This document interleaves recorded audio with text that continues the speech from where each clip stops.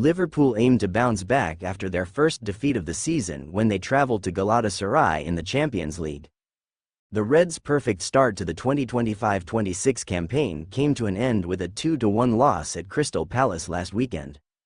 Arne Slot's side were deserved losers at Selhurst Park, with the Anfield boss admitting that Palace were worthy of all 3 points. Now they have a quick turnaround and turn their attention to Europa as they face Galatasaray. The Reds have a lengthy trip to the Turkish capital before having another away game at Chelsea on Saturday. Slot will be hoping to keep his squad fresh for both games. Hugo Ekitike will be back for Liverpool after serving a 1-match suspension against Palace.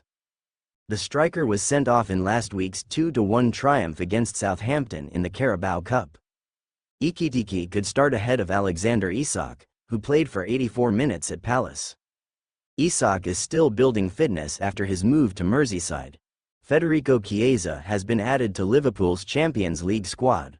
He was initially left out of slots set up for the league phase, with Rio Numoha instead included on List A.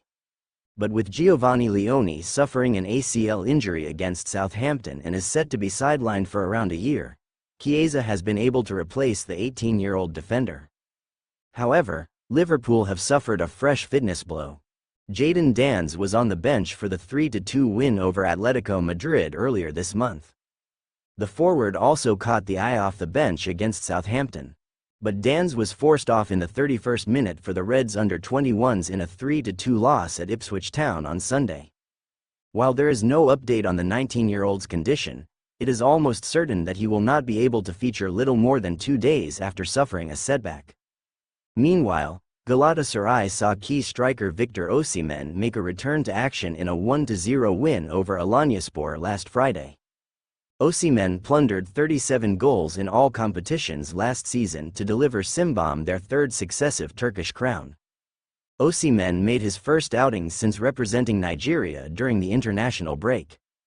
He sustained an ankle problem in a 1-0 win against Rwanda.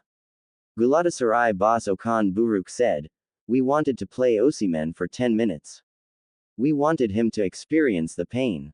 Sometimes there's pain, and playing through pain is important. We'll assess his pain and physical condition before thinking about the next match. We may have changed our formation and had trouble covering the opposition. However,